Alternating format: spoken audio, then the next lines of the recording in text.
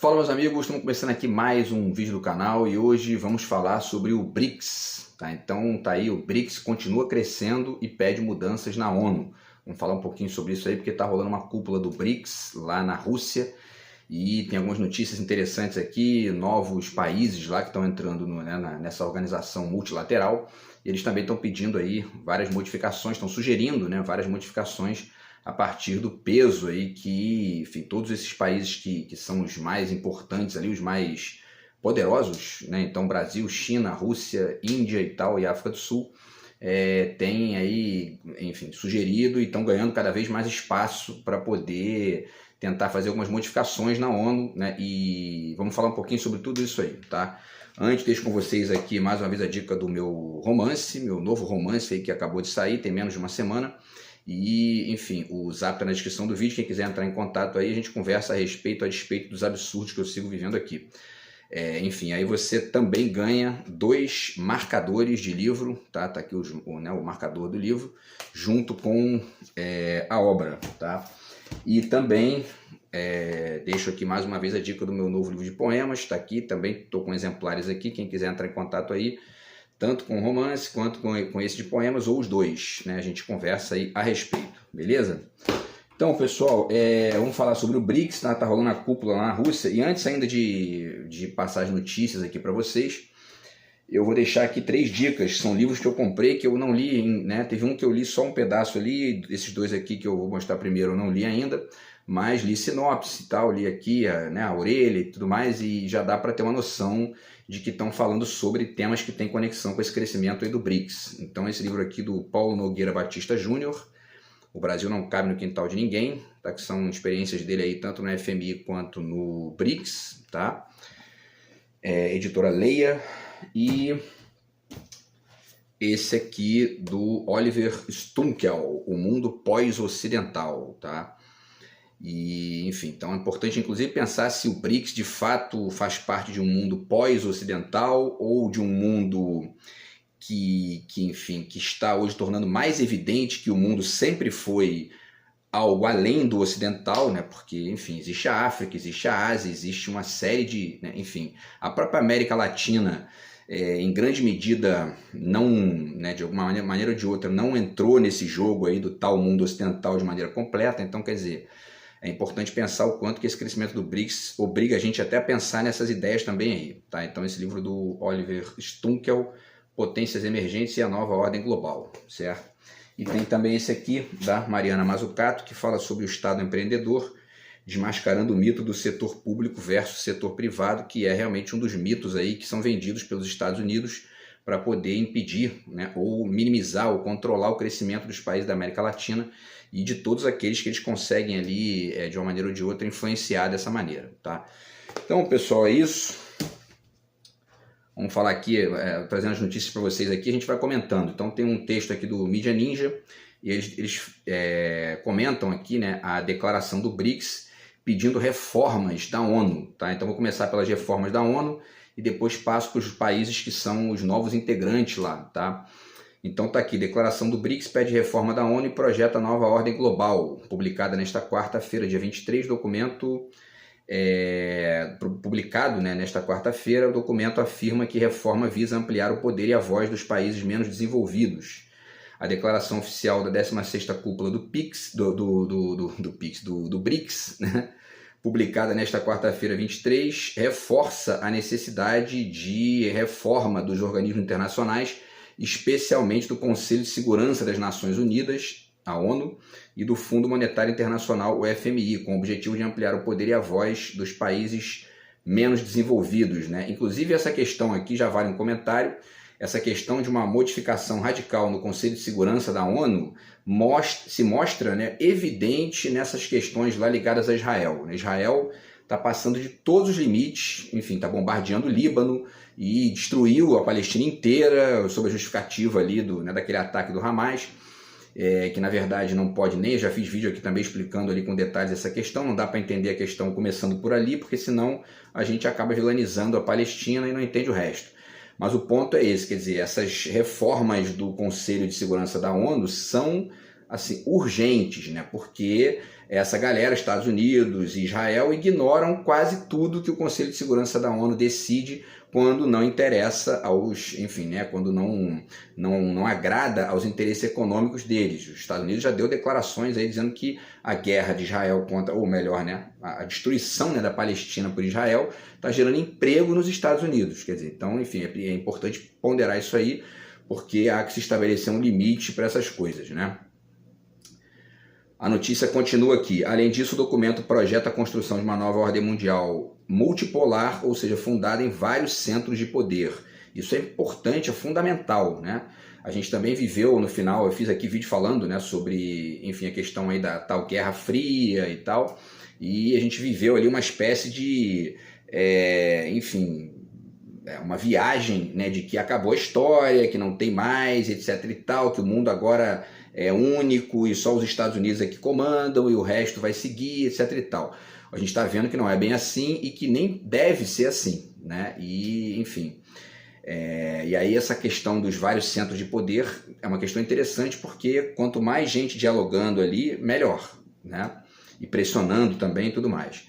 E a declaração que se chama Declaração de Kazan, né, que recebeu esse nome da cidade russa onde ocorre a cúpula do BRICS, tem 43 páginas e 134 itens, tá? E trata de praticamente todos os temas em destaque na agenda internacional, como o enfrentamento às mudanças climáticas, a gestão da inteligência artificial, que é uma questão seríssima que a gente está vivendo, né? E as guerras em curso no planeta. A declaração conjunta enfatiza a necessidade de se promover um mundo multipolar. E o documento diz, abre aspas, a multipolaridade pode expandir oportunidades de países em desenvolvimento e de mercados emergentes para desbloquear o seu potencial construtivo, garantindo benefícios para todos, né? Então a gente percebe, quando a gente observa a renda per capita da Europa, a renda per capita dos Estados Unidos e do Canadá e da Austrália, que são bem maiores do que o dobro do restante do mundo na média, né? Salvo a Rússia ali, que tem uma renda também um pouco mais alta, mas de resto, né, América Latina, África, então nem se fala, né? E ali a Ásia e tudo, quer dizer, tem o leste da Ásia que está crescendo também, né? Mas enfim, é importante pensar isso, porque essa renda, né, enfim, é uma das coisas mais importantes que a gente vê aí como um parâmetro, tá? Que essas discussões, que o crescimento do BRICS, enfim, colocam em jogo, além, evidentemente, da substituição ou de minimizar o poder do dólar, né, na economia internacional, porque acaba gerando poder para os Estados Unidos para poder fazer embargo nos outros países e tal, e isso é uma questão muito complicada, né?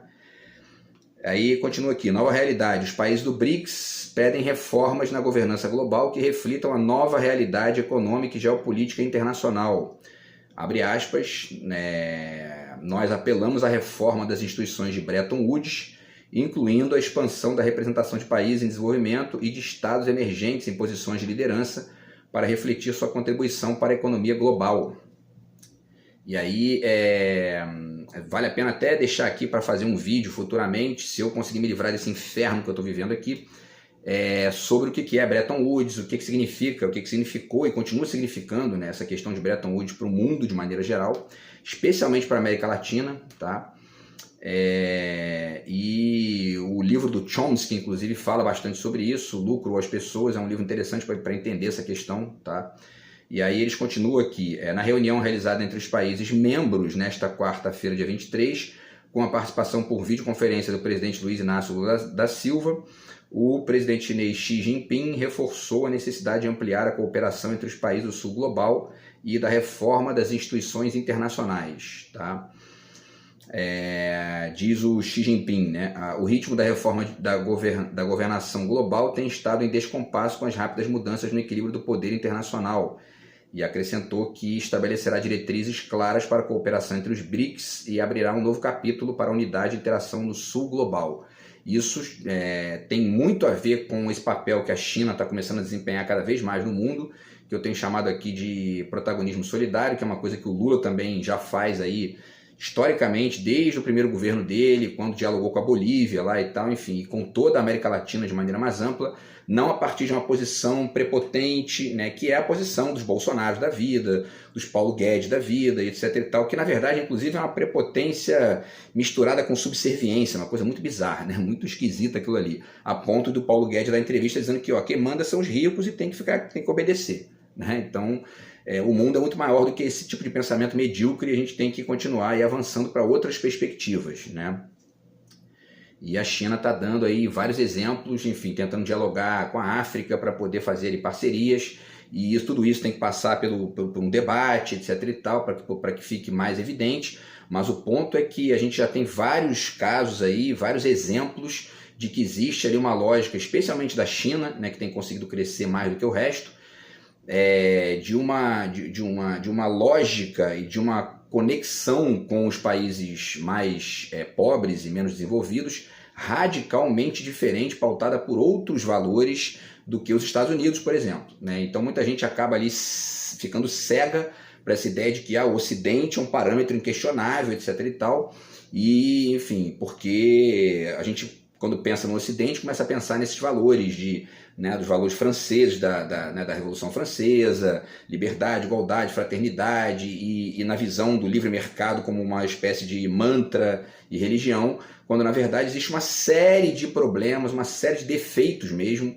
nessa lógica ocidental, que inclusive já estão há mais de 100 anos muito bem evidenciados, inclusive pelo debate da questão do colonialismo e dentre outros, né? Então, quer dizer, o fato é que existe algo diferente acontecendo, é importante a gente pensar nisso aí também.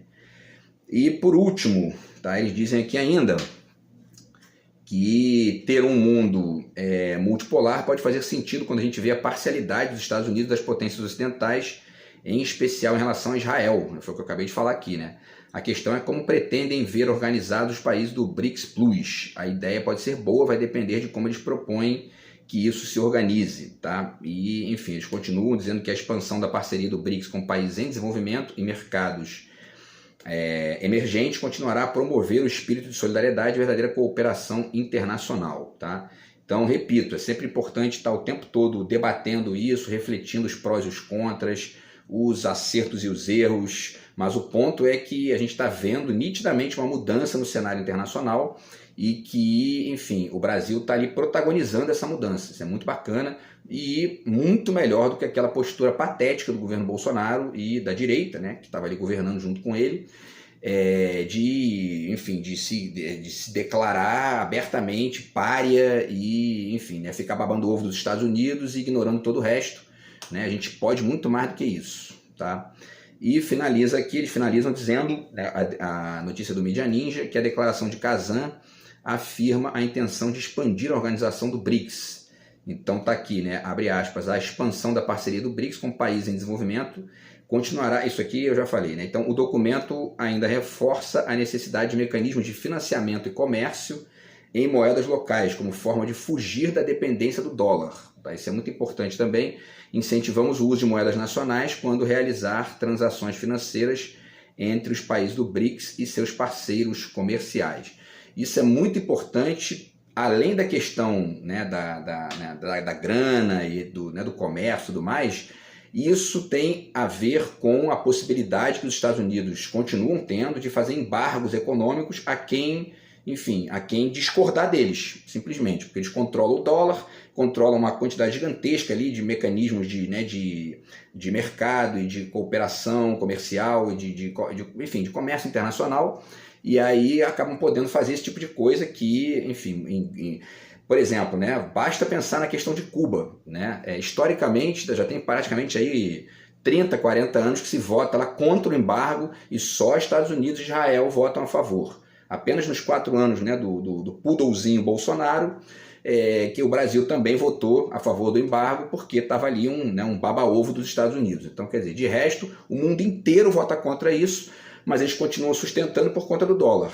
Então, quer dizer, o BRICS está abrindo aí uma janela de possibilidade para que isso mude. E uma coisa importante de pensar também é o quanto que é interessante, o dia que esse embargo efetivamente acabar ou for substituído por uma outra lógica, aí a gente vai ver se realmente a Revolução Cubana foi ruim, foi etc e tal, ou se isso tudo não passava de uma retórica, enfim, para sustentar uma mentira baseada no embargo, né? Vamos torcer para que isso aconteça, né? Bom, e aí, pessoal, tem a questão aqui dos novos membros, né? E Cuba é um deles, tá? Deixa eu ver o tempo aqui. Cuba é um dos membros, né, um dos novos parceiros, né, do BRICS. Então tá aqui notícia do Brasil de Fato. BRICS aprova ingresso de Cuba, Bolívia e mais 11 países como parceiros. Os membros do BRICS chegaram a uma lista de países para se juntarem ao grupo na categoria de estados parceiros. No entanto, não haverá uma oficialização da entrada deles durante a 16ª cúpula do BRICS, que acontece em Kazan, na Rússia. O motivo é que, a partir dessa definição, a presidência russa passa a realizar consultas com os países parceiros para oficializar a adesão ao BRICS. O número foi confirmado anteriormente pelo assessor presidencial russo Yuri Ushakov. O grupo dos países convidados como estados parceiros é composto por Turquia, Indonésia, Argélia, Belarus, que é a Bielorrússia, né? Cuba, Bolívia, Malásia inclusive é um dos tigres asiáticos, ele está crescendo bastante, com uma renda per capita lá que é o dobro da do Brasil, né? Uzbequistão, Cazaquistão, Tailândia, Vietnã, Nigéria e Uganda, tá? Então são países, inclusive países da África, e a Nigéria é um dos países mais populosos do mundo, está aí entre os 10 mais populosos. Isso também aumenta ainda mais ali o poder de, enfim, né, de tudo, de negociação e tudo mais do BRICS, tá?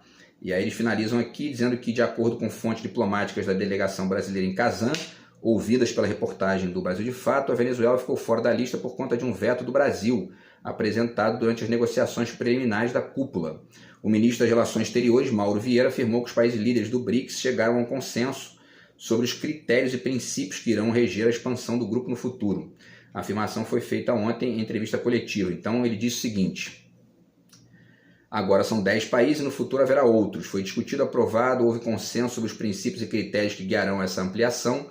Quanto à lista, será decidido daqui para frente. A presidência russa fará consultas com cada um dos membros atuais e anunciaremos os países. Essa questão do veto à Venezuela é talvez ali uma estratégia do Lula, né? Uma estratégia para poder, de repente, minimizar as críticas que ele recebe aqui no Brasil, especialmente de uma parcela da direita, enfim, né, praticamente toda a direita, mas enfim, né, os bolsonaristas, os neoliberais, que, enfim, taxam ali a Venezuela de ditadura, desconsiderando uma série de outras, né, enfim, ignoram a Arábia Saudita, ignoram os próprios Estados Unidos, né, que se a gente pensar aí bem mesmo, eu já fiz vídeo aqui sobre isso, esse papinho de alternância de poder, não cola muito, né, mas enfim...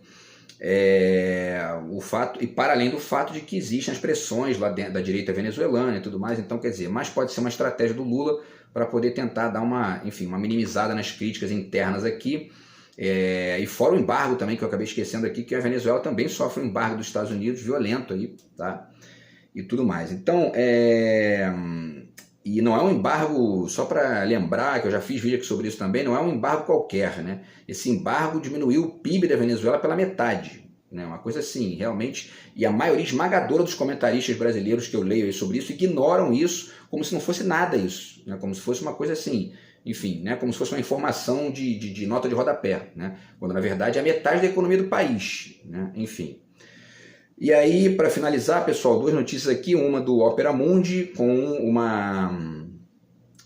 uma declaração do presidente da Bolívia, tá? Ele aqui diz o seguinte, né? Após a adesão ao BRICS, o presidente da Bolívia afirma que a hegemonia do dólar tem que acabar. O presidente da Bolívia, Luiz Arce, realizou um discurso nesta quinta-feira, 24/10, durante a reunião de chefes de Estado na jornada de encerramento da cúpula do BRICS na cidade de Kazan, na Rússia.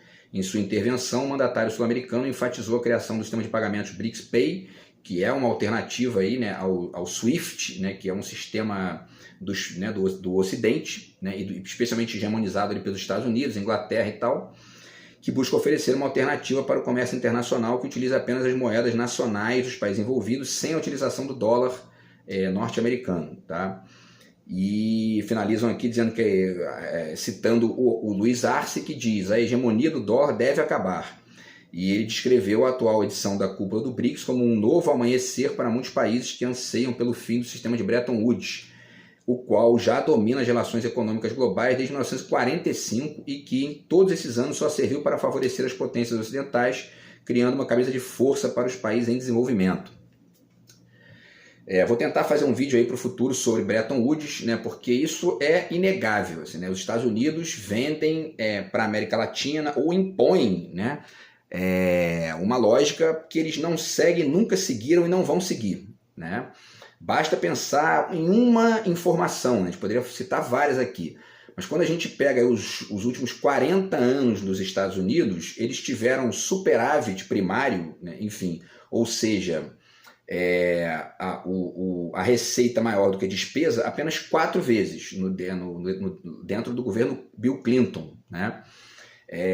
De resto foi sempre prejuízo, sempre déficit, e alguns assim de trilhões de dólares. E ficam vendendo para os outros, né, para os países da América Latina, que se quiser dinheiro emprestado do FMI, tem que ter superávit primário, tem que controlar a conta pública, blá blá blá, coisa que eles não fazem.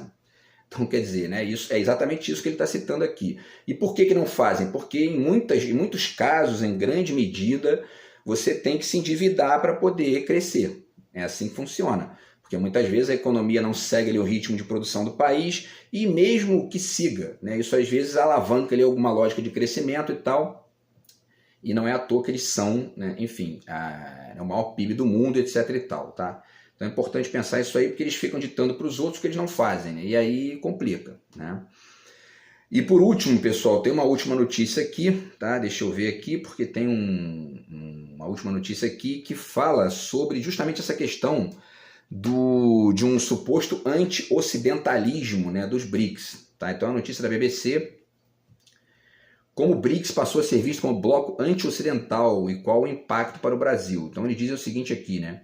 O BRICS foi fundado em 2009 sob a premissa de que as instituições internacionais eram excessivamente dominadas por potências ocidentais e não serviam mais aos países em desenvolvimento. Não serviam e nunca serviram, né? As instituições, especialmente as instituições econômicas, né, Banco Mundial e FMI, etc. e tal, a ONU, a gente pode até questionar aí em alguma medida, né, a questão do diálogo e tudo mais. Agora, as instituições econômicas, pelo contrário, sempre foram feitas para poder tirar poder dos países em desenvolvimento e manter aquele pequeno grupo ali, né, que enfim, Estados Unidos, França, Inglaterra, Alemanha e tal, como os únicos realmente, enfim, dotados ali de um poder para poder controlar o resto, tá?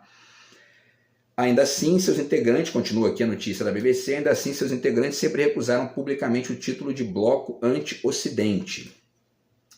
Mas com a emergência de 2 grandes conflitos no contexto global, uma dominância cada vez maior da China e da Rússia dentro do grupo, o BRICS está cada vez mais sendo enquadrado dessa forma. Egito, Irã, Emirados Árabes Unidos e Etiópia se juntaram a Brasil, Rússia, Índia, China, enfim, repetiram aqui a Rússia, né? Brasil, Rússia, Índia, China e África do Sul no início deste ano. A Arábia Saudita também foi anunciada como um dos novos membros, mas ainda não concretizou os trâmites para se juntar oficialmente. E aí, além dos 9 membros oficiais do grupo, 10 com a Arábia Saudita, o presidente russo Vladimir Putin convidou mais de 20 outros países interessados em se juntar ao BRICS para a reunião de cúpula em Kazan, que começa agora. Quer dizer, essa notícia é um pouquinho anterior ali a essa reunião que está rolando nesse momento lá, tá? Para a ex-diplomata e pesquisadora do Instituto Britânico Ketan Rose Natalie Sabanadze, um dos principais objetivos de Moscou com o encontro é enviar uma mensagem de que, apesar dos esforços do Ocidente para isolar o país, a Rússia ainda tem aliados. Ela diz aqui, para finalizar, ela diz: a Rússia vê o encontro como oportunidade de insistir na mensagem de que não só não está isolada, como tem ao seu lado países que representam metade da população mundial, 1/3 da produção econômica mundial e quase metade das reservas de petróleo bruto no globo terrestre. Tá? Então, só para fazer um último comentário, tá, para a gente finalizar o vídeo,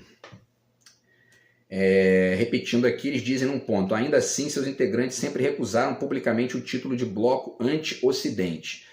Isso é importante de entender, por quê? Né? Por vários motivos. Primeiro, que o mundo nunca foi ocidental, o mundo sempre foi o mundo, né? Com as suas diferenças, com uma hegemonia do Ocidente até certo ponto, mas com esses atores que estão agora, né, no BRICS, hegemonizando uma parcela ali do contexto. A Rússia hegemonizou durante o século XX ali com a União Soviética, a China sempre teve um papel importante ali, se não economicamente, culturalmente, e enfim, a Ásia sempre teve muita gente com pensamentos diferentes, a África sempre existiu. Então, quer dizer, essa coisa de que o mundo sempre foi ocidental é uma visão também equivocada, né?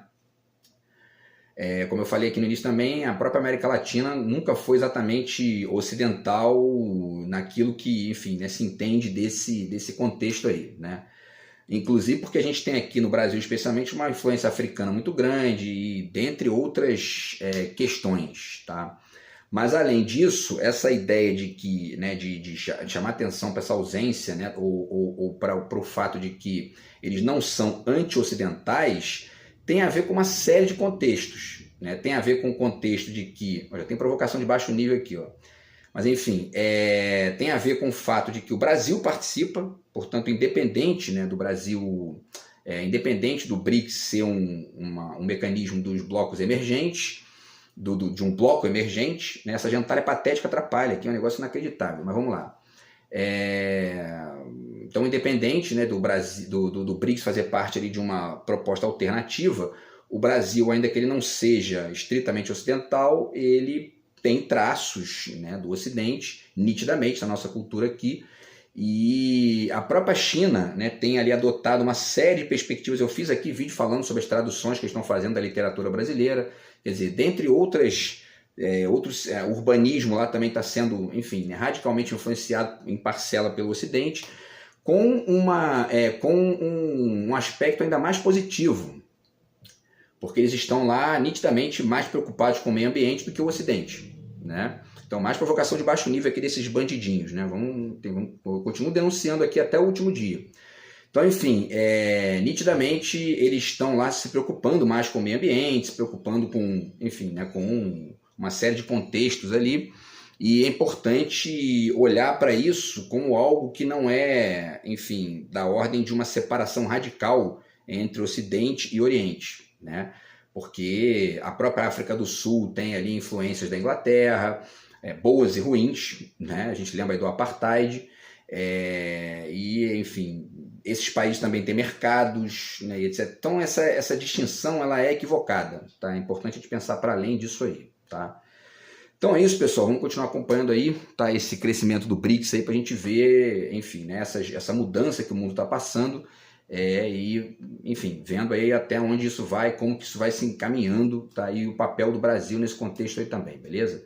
Então é isso, a gente se fala no próximo vídeo. Enquanto esse lixo de gente não destruir aqui, eu vou fazendo, tá? Grande abraço aí, tamo junto, fui.